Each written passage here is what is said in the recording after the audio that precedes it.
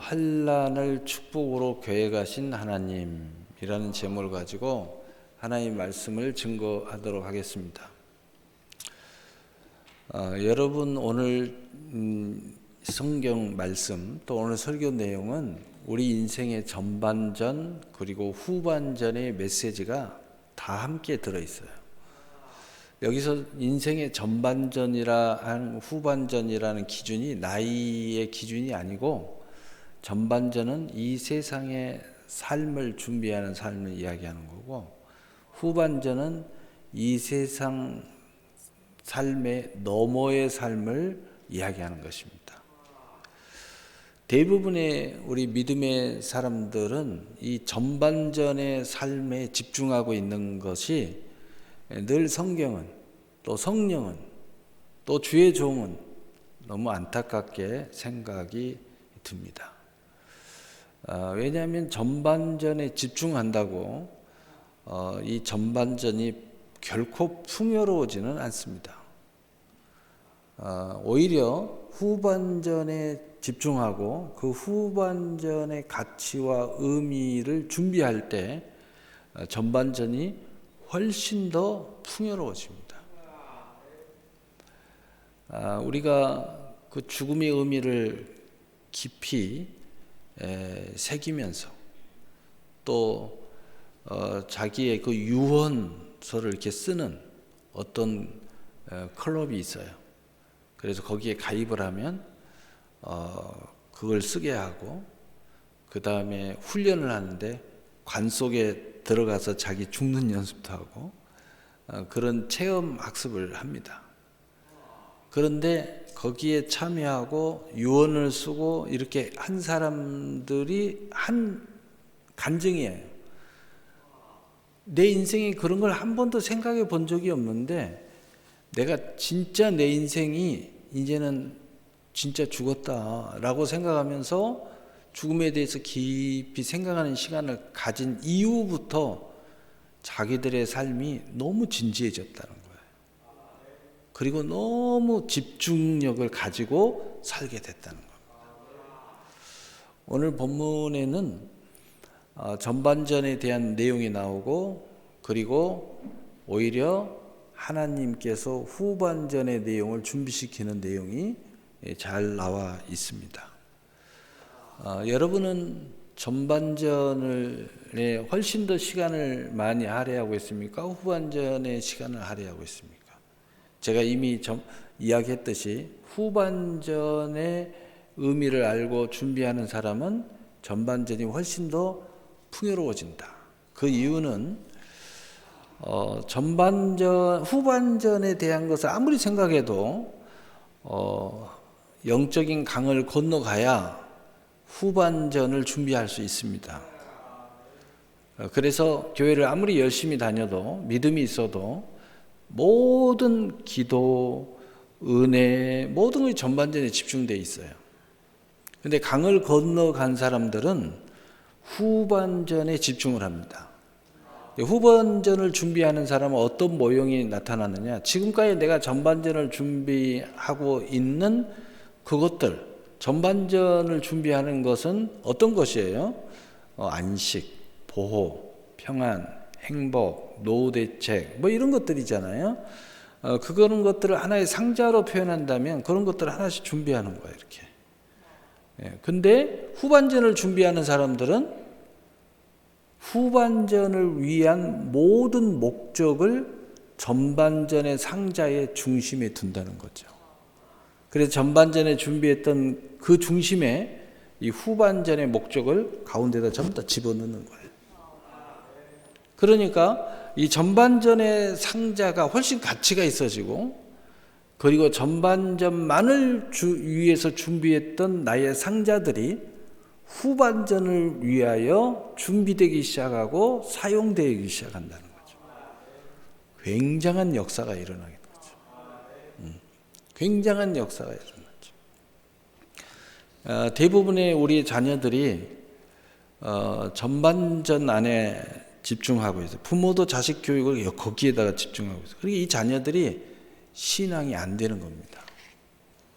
그러나 부모가 후반전을 준비하는 사람들은 전반전에 그 중심에 후반전에 그 가장 중요한 목적들을 집어넣어서 전반전의 가치를 끌어올리기 때문에 이 자녀들도 후반전의 가치를 부모를 통해서 배우기 때문에 이 전반전을 위하여 준비하고 뛰는 모든 것들의 중심에, 그 가운데 가장 중요한 중심에 후반전에 천국 열쇠가 들어있어요. 그러니까 이 자녀들이 오히려 부모보다 더 신앙생활을 열심히 할 가능성이 훨씬 많이 있습니다.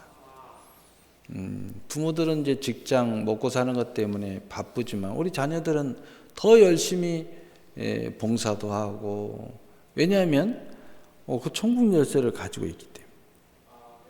그래서 앞으로 우리 자녀들이 이 현실 전반전을 위하여 공부도 하고 직업도 꿈꾸고 이렇게 하지만 거기에 중심에는 천국 열쇠를 딱 집어넣어놓고 뛰기 때문에 부모보다 훨씬 멋지게 뛸 수 있어요.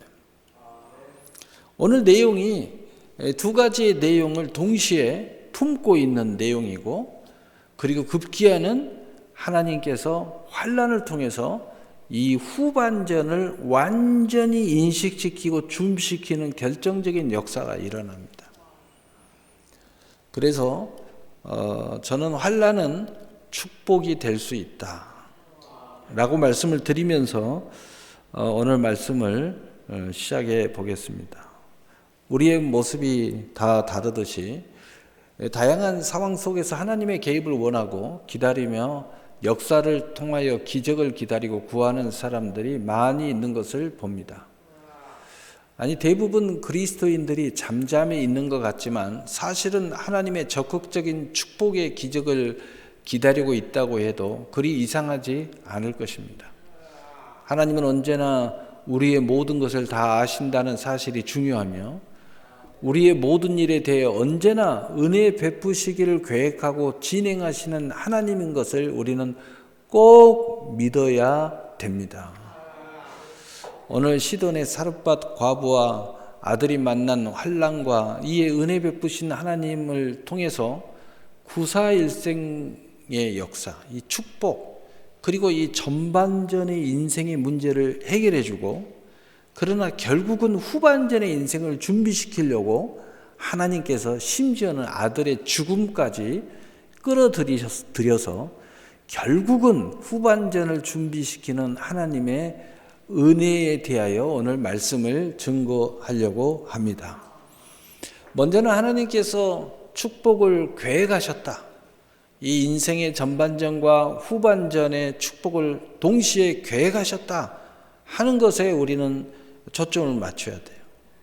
이 사르밧 과부와 아들의 이야기는 결코 그들만의 이야기가 아니고 우리의 이야기입니다. 우리에게도 하나님이 이렇게 계획하고 이렇게 은혜 베푸시고 계시고 이렇게 축복하시기를 원하셔요.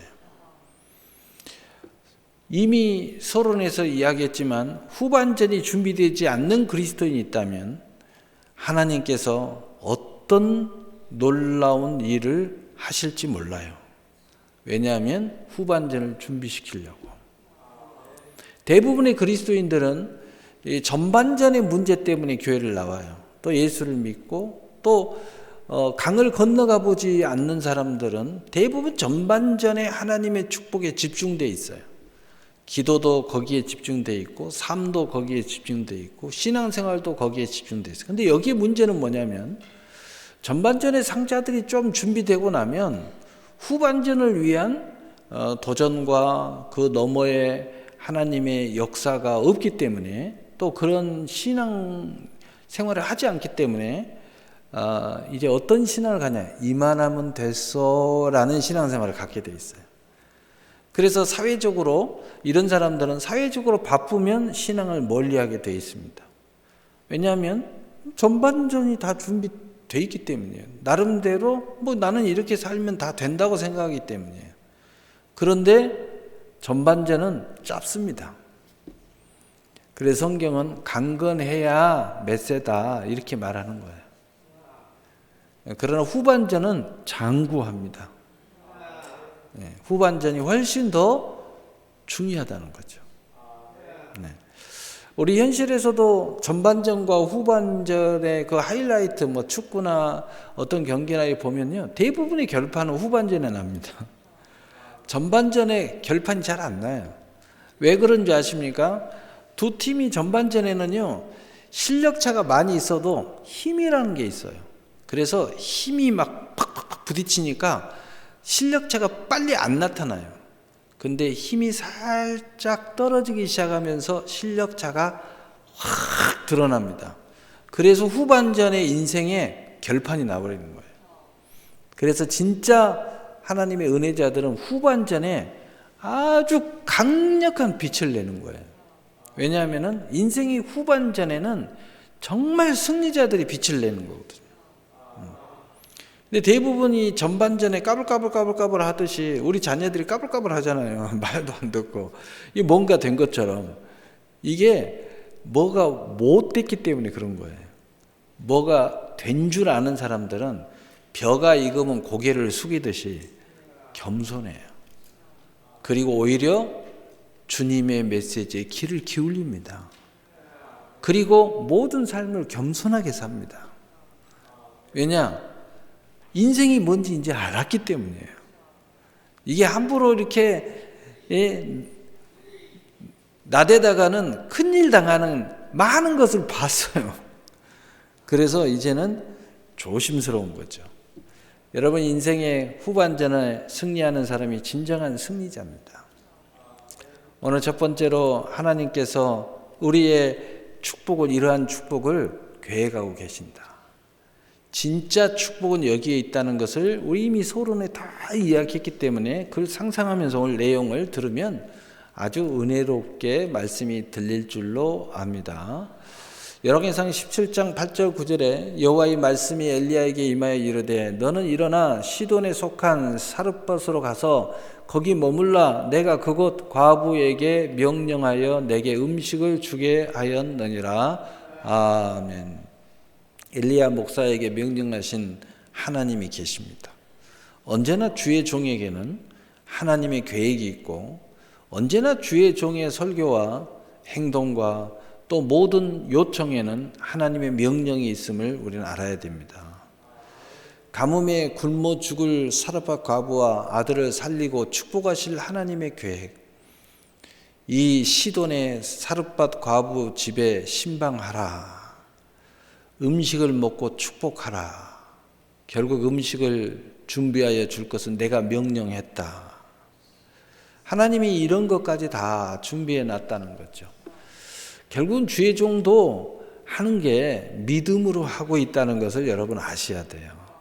그래서 주의 종도 믿음이 무너지면 안 합니다. 믿음이 무너지면 신방 안 갑니다. 상담도 안 해요. 믿음으로 다 해야 됩니다. 결국 하나님께서 이 사르밧 과부에게 축복받을 마음을 주신 이도 하나님이 될 것을 말씀하고 계십니다. 내가 축복하리라라는 약속을 붙잡고 순종으로 나아가는 엘리야 목사를 우리는 볼 수 있습니다. 엘리야가 믿음으로 하고 있다는 거죠. 자, 우리도 그런 상황이 계속 전개되고 있습니다. 여러분은 항상 그걸 생각하셔야 돼요. 여러분이 이런 생각을 못한다면 여러분 신앙생활을 올바르게 하고 있지 않는 거죠. 하나님과 동행하고 있다 이런 생각을 아직 못하는 거죠.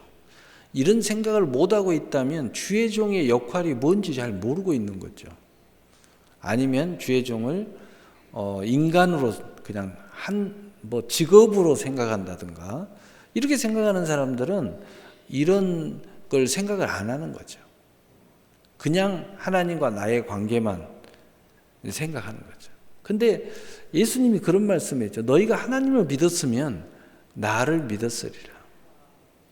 바울 사도도 그런 이야기 많이 했고요. 베드로도 그런 이야기 많이 했고요. 사도들도 계속 그런 이야기 합니다. 그러니까 여러분, 내가 하나님 앞에 바로 서 있으면 사실은 교회 앞에서 바로 서게 돼 있고요. 또 세상 앞에서도 바로 서게 돼 있어요. 나는 하나님 앞에 바로 서 있어. 하나님 앞에는 잘하고 있어. 그 말은 안 맞는 이야기죠.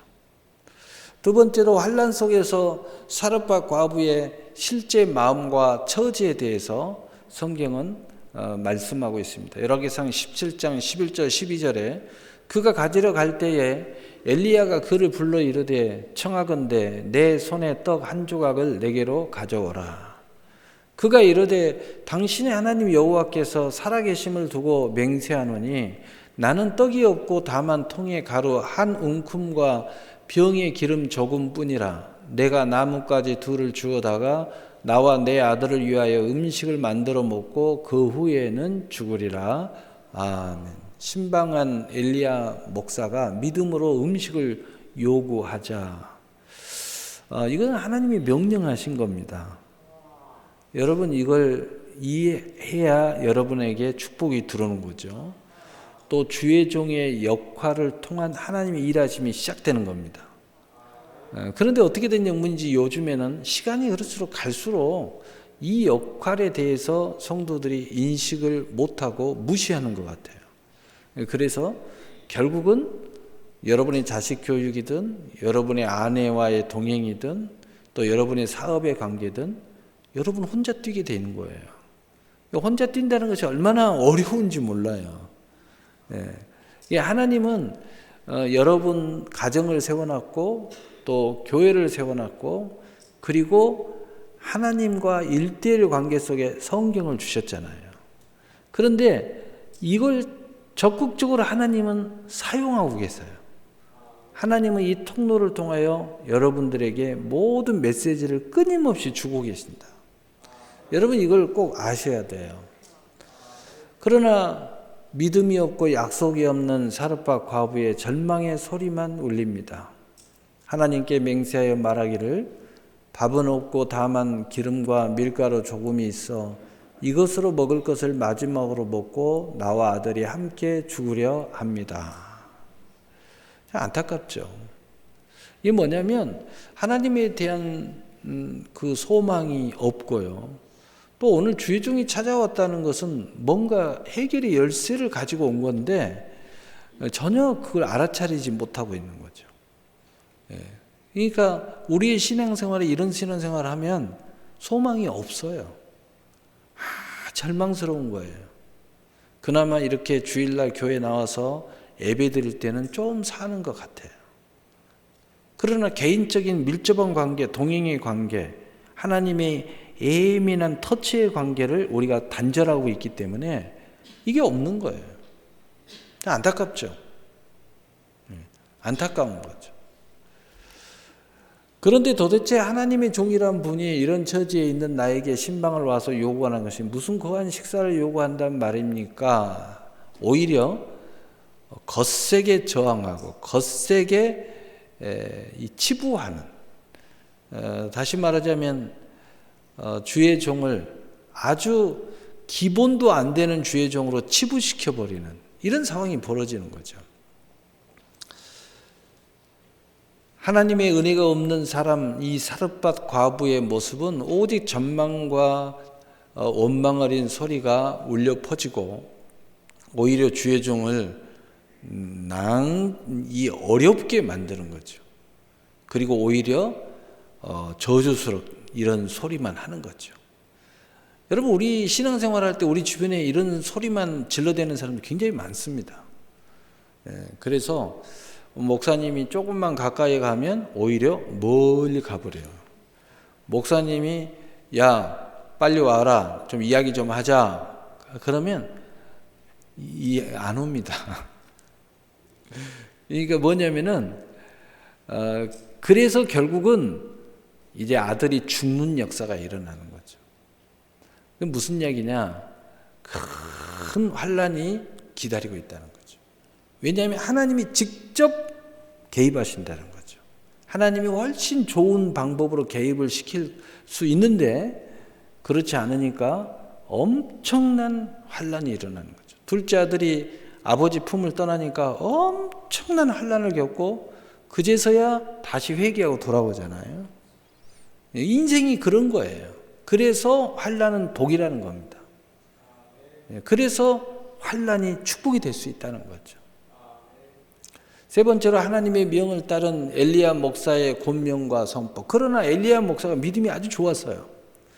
참 이 엘리야 목사가 정말 진지한 사람이고 믿음이 좋은 사람이에요. 저는 솔직히 이렇게까지 잘 못합니다. 여러분이 몇 번 거절하면 물러납니다. 근데 엘리야 목사는 물러나지 않아요. 참 대단합니다. 하나님의 명을 따른 엘리야 목사의 권면과 선포입니다. 열왕기상 17장 13절 14절에 엘리야가 그에게 이르되 두려워하지 말고 가서 내 말대로 하거니와 먼저 그것으로 나를 위하여 작은 떡 한 개를 만들어 내게로 가져오고 그 후에 너와 내 아들을 위하여 만들라. 이스라엘 하나님 여호와의 말씀이 나 여호와가 비를 지면에 내리는 날까지 그 통에 가루가 떨어지지 아니하고 그 병에 기름이 없어지지 아니하리라 하셨느니라. 아멘. 말 그대로 엘리야 목사가 자기의 명예와 모든 믿음과 모든 하나님의 명예를 걸고 야 하나님이 명령하셨어. 이게 단순하게 이야기합니다. 엘리야 목사의 말씀에 하나님의 임재가 시작됩니다. 두려움 말고 내 말대로 음식을 준비하되 나를 위하여 조금이라도 음식을 가져오고 나머지는 너와 아들과 함께 먹으라. 내 말에 순종하면 가뭄이 끝날 때까지 쌀통과 기름통에 가득하겠다고 하나님께서 약속하셨다. 그런데 다영이도 이 말씀을 듣고 이 사르밧 과부에게 은혜가 임한 거예요. 정말 감사한 일이죠. 정말 은혜로운 일입니다. 그러나 제가 현실에서 목회를 해보면 대부분 안 그래요. 이 은혜를 거절합니다. 거절해요. 그리고 목사님한테 뭐라 하냐? 너무 과하다. 이렇게 이야기합니다. 너무 과하다. 목사님 너무 과해요. 너무 사사건건 간섭하려고 그래요. 목사님은 목회만 하시지. 이런 식으로 오히려 나한테 언지를 주고 나에게 충고를 하신 분들이 제법 있습니다. 그래서 참 어렵습니다. 어려워요. 근데 이 사르밧 과부에게는 정말 이 은혜가 임했어요. 그 말씀에 순종하는 은혜가 있습니다. 얼마나 감사합니까? 이 사르밧 과부는 그대로 순종하고 하나님의 약속은 실상과 증거와 성취가 일어나는 역사가 일어납니다. 언제나 축복의 당사자가 말씀에 순종하면 하나님의 축복이 일어납니다. 기적이 일어나는 거죠. 할렐루야. 언제나 주의 종은 주인공이 아닙니다. 주의 종은 메신저예요. 선지자예요. 여러분을 축복하는 모세입니다. 모세. 은혜와 진리를 가지고 있는 예수님의 종일 뿐입니다. 저는 주인공이 아니에요. 항상 신방을 해도 여러분이 주인공이고 또 뭔가 여러분을 끌어가서 늘 함께 동행하려고 애쓸 때도 여러분이 주인공이에요. 여러분들이 되게 목사가 꼭 주인공인 줄 착각하는데 절대 아닙니다. 여러분이 주인공입니다. 여러분을 하나님 앞에 더 멋진 주인공으로 동행하게 하려는 이 목사의 계속되는 사역일 뿐입니다. 정말 엘리야의 이 모습, 저는 이 뻔한 이야기, 스토리, 여러분 다 알고 있는 스토리지만 그러나 이거 깊이를 생각하면 이게 뻔한 스토리가 아니에요. 이 안에 전반전이 있고 후반전이 있고 하나님의 강력한 계시가 있고 엘리야 같은 특별한 목사가 있어요. 물러서지 않습니다. 두려워하지 않습니다. 네가 죽냐 내가 죽냐. 그 엘리야 여러분 잘 알잖아요. 860대 1의 전쟁, 하늘에서 불을 내리고 그때도 목숨 걸고 나가잖아요. 그러니까 그런 승리가 있는 거예요. 우리도 이런 믿음을 가지고 나가면 엘리야의 승리가 우리에게도 있습니다. 반드시 있게 돼 있어요. 오늘 열왕기상 17장 15절 16절 그가 가서 엘리야의 말대로 하였더니 그와 엘리야와 그의 식구가 여러 날 먹었으나 여호와께서 엘리야를 통하여 하신 말씀같이 통에 가루가 떨어지지 아니하고 병의 기름이 없어지지 아니하니라. 아멘. 여러분, 후반전을 준비하는 사람들은요, 전반전 때문에 후반전의 요청에 불순종하면 준비가 안 됩니다. 강을 건너야 되는데, 또는 믿음을 가지고 있어도요, 그냥 전반전에 인생을 사는 거예요. 나는 전반전에 하나님이 은혜 받았고, 나는 축복 받았고, 지금 잘 되고 있는데 뭔 소리냐? 뭔 소리입니다. 그보다도 중요한 소리입니다. 여러분이 잘 세운 준비된 상자 속에 이제 후반전의 열쇠를 집어넣어야 됩니다. 그래야 이 모든 것이 헛되지 않고 천국까지 끌고 갈 수 있어요. 그리고 지금 여러분이 준비했고 잘 살고 있고 잘 신앙생활도 하고 있는 여기에 어마어마한 의미와 가치와 더 풍요로움과 더 행복하고 더 큰 의미의 목적, 인생의 목적이 담기기 시작하는 거예요. 달라지는 거죠. 여러분이 하나님께서 받은 그 축복이 약간 무야무야. 이제 뭐 세상 살아보니까 그 축복도 별거 아니네. 뭐 여행도 다녀보니까 별로 그냥 그게 그거야. 이렇게 생각된 사람들, 강을 건너오셔야 됩니다. 강을 건너오시지 않으면 이 세상의 삶은 무력해집니다. 이제. 정말 재미없어져요. 아무리 좋은 걸 먹으러 다녀보세요. 이제 그것도 무력해지기 시작합니다. 그래서 세상 사람들은 이것저것 해보고 별거 없으니까 더 극한 상황으로 나를 내몰아요. 그래서 나쁜 쪽은 마약으로 내몰고 방탕으로 내몰고 유의 막 모험을 하고 막 이러면서 자극을 받고 이러면서 자기를 내몰아요. 그게 행복인 줄 알고. 또 믿음의 사람들은 너무너무 웃기는 게 뭐냐, 세상 사람들 흉내내요. 가만히 보니까 세상 사람들 저렇게 즐거워하는 것 같아요. 그래서 근데 믿음 안에서 즐거움을 다 느껴봤는데 별거 없는 것 같아요. 삶이 무력해. 믿음 생활도 다 잘하고 있고 기도 생활도 잘하고 있고 하는데 삶이 별거 없는 것 같아요. 그냥 막연히 그냥 천국 가면 더 좋아지겠지 이런 생각만 하고 있는 거예요. 여러분, 그렇지 않아요. 하나님은 이 세상에 하나님의 나라, 천국이 여기 있다 저기 있다 할 것이 아니요 너희 안에 있느니라. 예수님 이야기했죠. 내 안에 있는 이 평강, 기쁨을 너에게 주려고 오셨다. 우리가 이걸 가져야 돼요. 이걸 가지면 완전히 구별되는 거예요. 세상에서 똑같이 살아도 구별이 되는 거예요. 근데 그게 뭐냐? 후반전을 위한 목적을 가지는 순간부터 달라지는 거예요.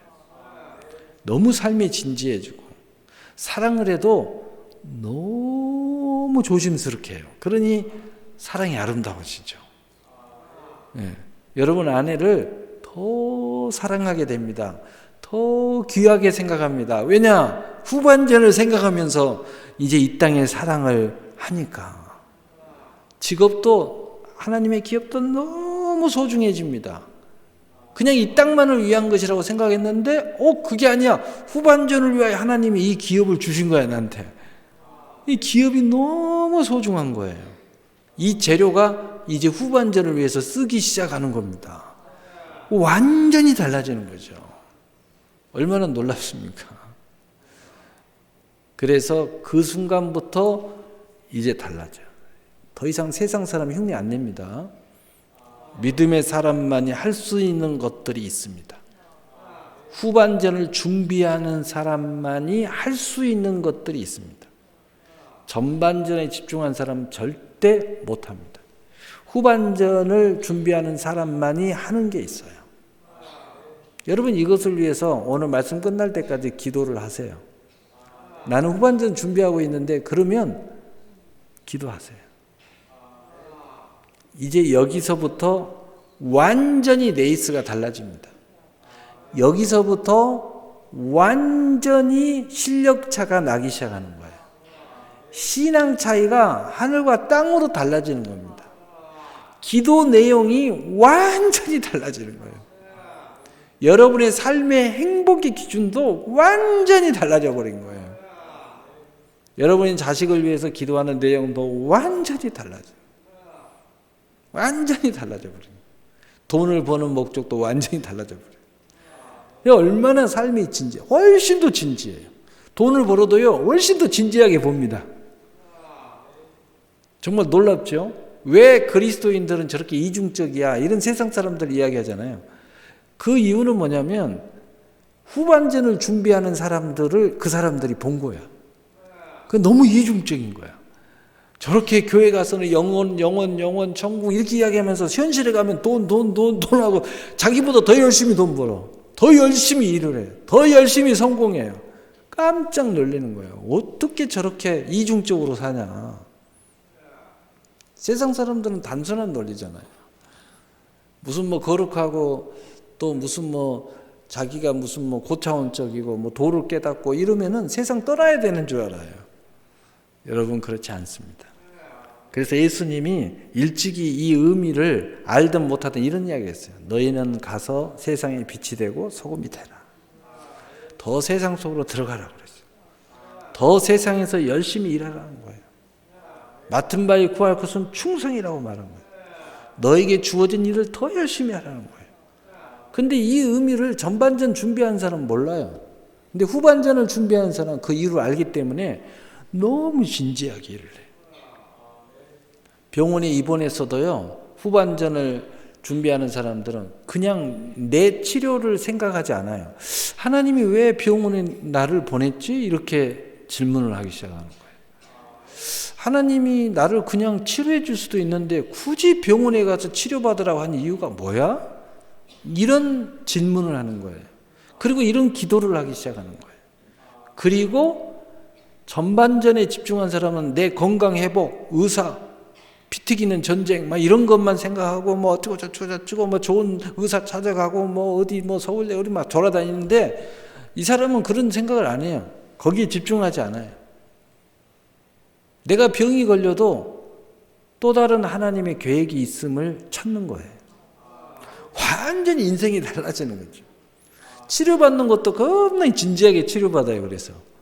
그래서 한 사람을 만나도 그냥 안 만나요. 우연이 아니야.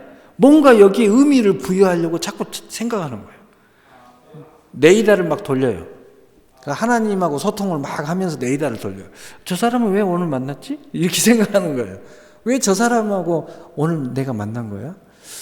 이 하나님의 어떤 계획이 있나? 이렇게 네이다를 막 돌리는 거예요. 그래가지고 거기서 이 천국 열쇠를 사용하는 거죠. 네 번째로 이 환난에서 구원받은 사르밧 과부가 아들로 인하여 큰 구원 앞에 서게 됩니다. 무슨 이야기예요? 인생의 후반전을 준비하는 사람으로 나서게 된다는 거예요. 열왕기상 17장 17절 18절에 일 후에 그 집 주인 되는 여인의 아들이 병들어 증세가 심히 위중하다가 숨이 끊어진지라. 여인이 엘리야에게 이르되 하나님의 사람이여 당신이 나와 더불어 무슨 상관이 있기로 내 죄를 생각나게 하고 또 내 아들을 죽게 하려고 내게 오셨나이까? 아멘. 아들이 병이 들었어요. 병세가 심히 위중하고 죽어버렸어요. 위중하다가 은혜 안에 있었어요. 그리고 다 잘 되고 있다고 생각했어요. 기적도 일어나고 삶의 풍요도 일어나고 남들은 굶어 죽는데 하나님의 축복받고 먹고 잘 살고 있어요. 그 주의종도 옆에가 있고 아무 문제가 없어요. 그런데 갑자기 아들이 죽는 사건이 일어나요. 이게 무슨 일이야? 우리는 이런 당황스러울 때가 생길 수 있습니다. 충분히 생길 수 있어요. 여러분, 이때는 우리는 인생의 후반전을 하나님이 생각하라고 말씀하고 있다는 것을 꼭 기억하셔야 됩니다. 아들이 죽자 바닥을 드러내는 사르밧 과부, 은혜를 다 잃어버리고 오히려 원망을 합니다. 당신이 신방 왔기에 내 죄가 생각나게 하니 원망스럽습니다. 여러분, 영적으로 깨어있으면 내 죄가 드러나고 내 죄가 생각났을 때 우리는 새로운 기회를 맞이할 수 있어요. 근데 이게 깨어있지 못하면 이걸 부끄럽게 여겨요.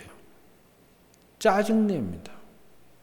뭔 목사가 저렇게 내 죄를 생각나게 만드냐. 이거 은혜스럽지 못하다. 이런 식으로 역으로 나오는 거예요. 그리고 오히려 도발을 하기 시작합니다. 여러분, 부모가 자식들 잘못 지적하면요, 요즘 자식들이 부모에게 도발을 합니다. 뭐라 그러냐? 엄마나 잘하세요. 또 뭐라 그러면 아빠나 잘하세요. 이건 제 표현이에요. 뭔가 구체적으로 지적하면서 이야기합니다. 할 말을 못하게 만들어요.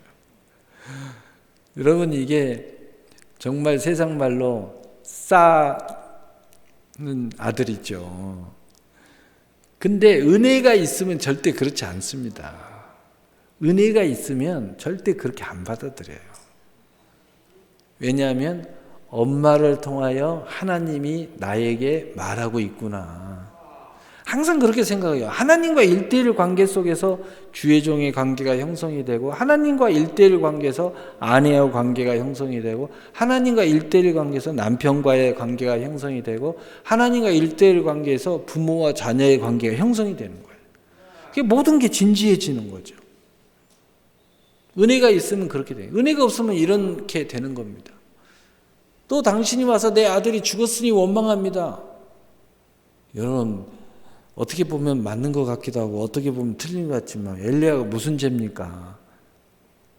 하나님이 그렇게 하신 거지. 뭐 하려고요? 더 큰 축복을 주시려고. 더 큰 영원한 인생의 후반전을 준비시키려고. 좀 이럴 때 아브라함 같은 믿음을 가지면 안 됩니까?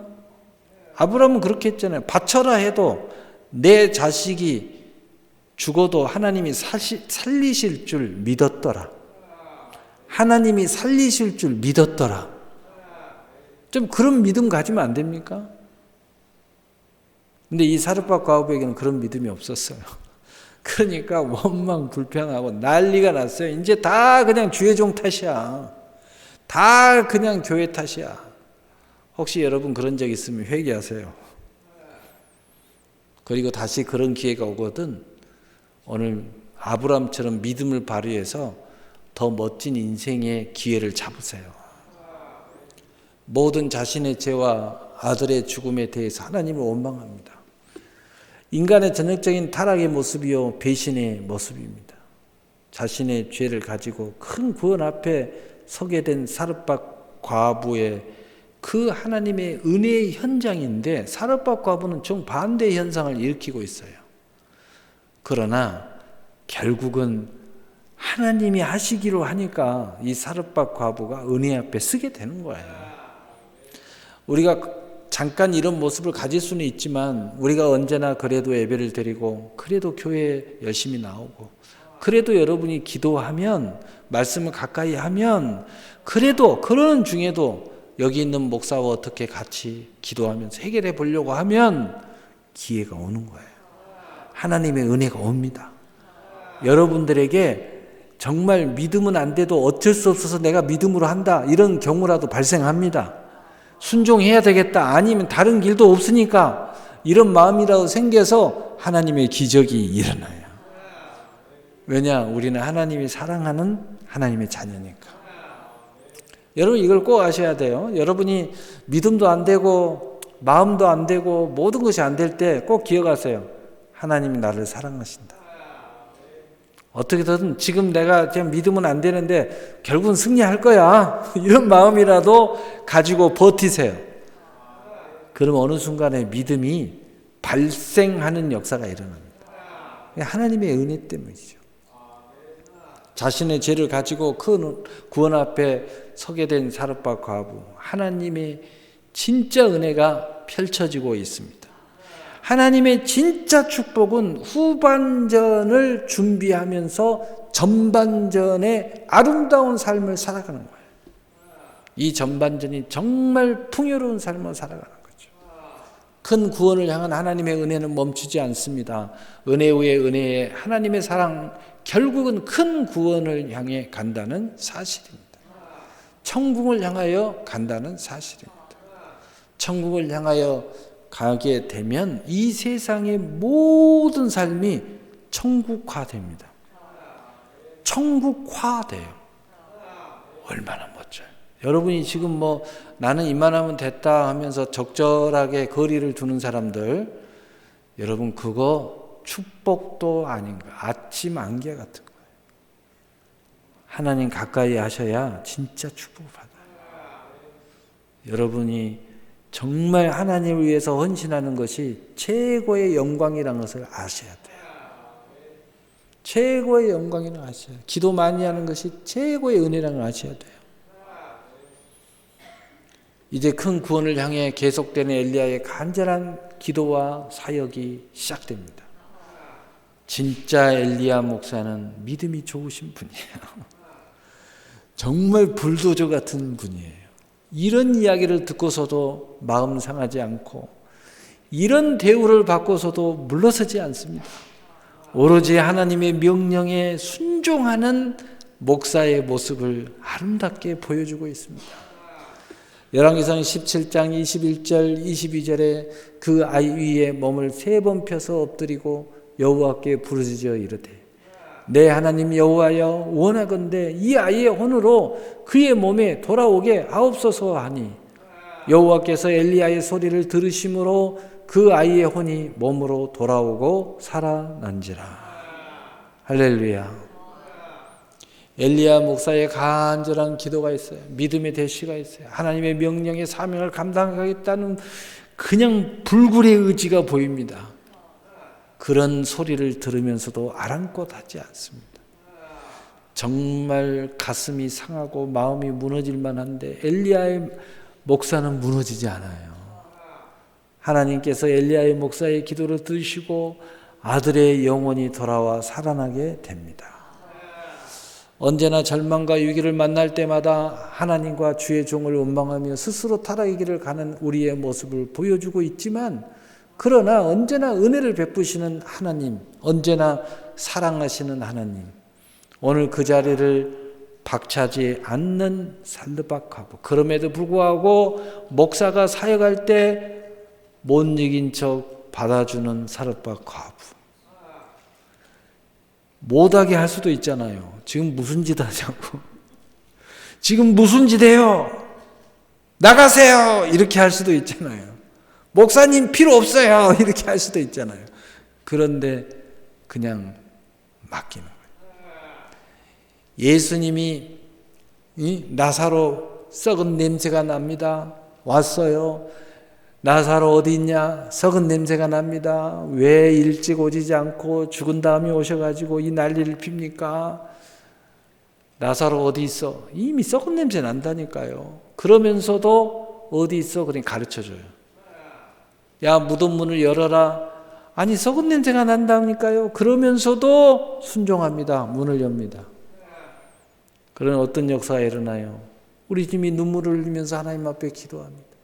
나사로를 살리셔서 하나님의 영광을 드러내시고 이들에게 믿음을 주십시오. 너희가 믿으면 하나님의 영광을 보리라 하지 아니었느냐. 나사로야 나오라 하니까 나오는 거예요. 여러분, 원망하면서도 순종하세요. 불평하면서도 하나님 말씀을 들으세요. 그리고 합력의 선을 이루세요. 꼭 믿음이 완전해야 기적은 일어나는 건 아니에요. 성경을 보면요, 믿음이 충만해야 기적이 일어난 게 아니에요. 그냥 믿음이 좀 부족해도 순종하면 기적이 일어나요. 또 엉뚱한 소리 하고요, 말도 안 되는 소리 하고 억하심정 있는 소리 하면서도 순종하면 기적이 일어나요. 얼마나 하나님의 큰 은혜입니까? 여러분, 언제나 하나님은 이렇게 은혜를 베푸신 하나님입니다. 하나님을 믿음으로 간절히 기도하고 축복하신 엘리야 목사 은혜를 회복한 사르밧 과부의 가슴 어린 고백이 나타납니다. 열왕기상 17장 23절 24절에 엘리야가 그 아이를 안고 다락에서 방으로 내려가서 그의 어머니에게 주며 이르되 보라 내 아들이 살아났느니라. 여인이 엘리야에게 이르되 내가 이제야 당신이 하나님의 사람이시요 당신의 입에서 있는 여호와의 말씀이 진실한 줄 아노라 하니라. 여러분 꼭 은혜 안에 있다고 해서 진실한 하나님을 꼭 믿는다고 말할 수 없는 것을 여기 볼 수 있어요. 정말 우리가 인생의 후반전, 그 강을 건너가서야 진실한 믿음이 내게 일어난다는 거예요. 그래서 물과 성령으로 거듭나는 믿음이 진짜 믿음인 거예요. 당신은 진짜 하나님의 사람이요. 하나님의 말씀은 진실함을 고백합니다. 나는 진짜로 구원받았습니다. 이제 천국을 소유했습니다. 기나긴 가뭄을 만나 아들과 죽음을 생각하고 있는 사르밧 과부는 이 세상에서 수고하고 무거운 짐을 지고 살려 하지만 사는 것이 너무나 힘이 들어서 이제 좀 쉼을 찾지만 찾을 길이 없어 죽음을 생각하고 있거나 세상을 떠나 숨고 싶은 우리의 모습을 보여주고 있었던 것 같습니다. 하지만 하나님은 다 알고 계셨습니다. 하나님은 하나님의 자녀를 모른 척하지 않습니다. 여러분 꼭 그것을 믿으시기를 바랍니다. 여러분이 하나님을 찾지 않아도 하나님은 여러분을 찾고 있다는 것이죠. 그리고 살리는 방법과 계획을 시행하셨다는 사실입니다. 얼마나 이 사실이 우리에게 위로와 소망이 됩니까? 내가 정말 믿음으로 하지 않았어도 하나님의 백성이라는 그 하나만의 사실로 하나님은 축복의 계획을 진행하고 계신다. 내가 기도를 제대로 안 했어도 하나님이 사랑한다는 그 하나만으로도 주의 종을 보낸다는 거예요. 그리고 하나님께서 축복하시려고 애를 쓰신다는 거예요. 얼마나 좋습니다. 여러분, 바로 이 사실이, 바로 이 하나님의 사랑이 우리를 향하고 있다는 사실을, 이 계획이 오늘 현실에서도 우리를 향하고 있다는 사실을 꼭 믿으시기를 바랍니다. 오늘 이 은혜의 축복이 넘쳐나서 우리 새나라 교회 모든 성도들은 인생의 후반전이 뭔지, 그리고 인생의 후반전을 준비함으로써 오히려 전반전을 더 풍요롭고 더 진지하고 더 아름답고 더 진짜 사랑으로 살아가시는 여러분이 되시기를 예수님의 이름으로 축복합니다. 아멘. 사랑의 하나님 아버지.